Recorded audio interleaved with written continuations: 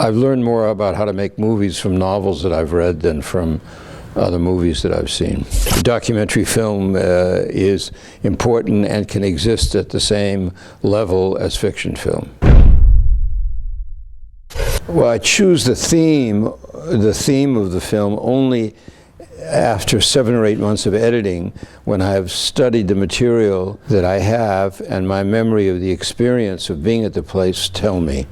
So the structure, the themes are a response to being at a place for anywhere from a month to 12 weeks and studying the material for 7 or 8 months.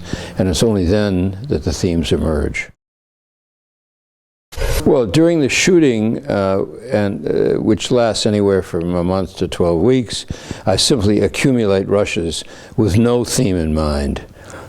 Because if I have a theme in mind, it would be like having blinders, it would be like a horse like this.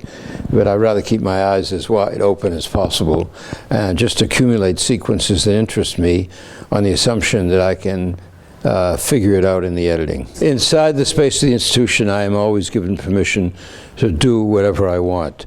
Occasionally there may be a privacy issue with respect to some event which they ask me not to shoot, but in principle I have access to everything. When I start editing, for example, for National Gallery, I had 170 hours of rushes, so that there are many different kinds of films you could make out of 170 hours. What I have to do is initially choose the sequences that I think I might use, edit them into a usable form, and then try to understand the implications, the abstract implications of the sequences I choose, the form in which I edit them, and where I place them in the film. And that's a lot like writing, because a writer starts off often with the idea of just a general notion, and he discovers the characters and the situations as he goes along. I discover the structure of the film as I go along. My point of view is not neutral. I think all my films have a very distinct point of view, but it's expressed indirectly through structure, by the choice of sequences and structure. As in a novel, the writer doesn't state his point of view toward the characters in the first chapter.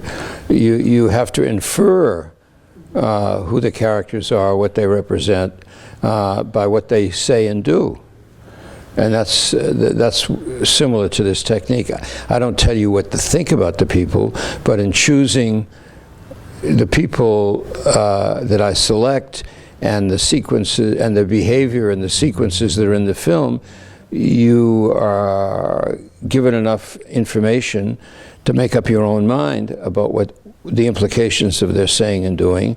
And that's similar to what a novelist does. A novelist puts people in situations gives them dialogue and movement, and you make up your mind what it's meant to express. It's important for me to be fair, and the word honest is included in that. I try not to distort the material either to suit my ideological needs or to not to make fun of people. I was very pleased to get the Golden Lion in Venice. It's the first time it's been given to a documentary filmmaker.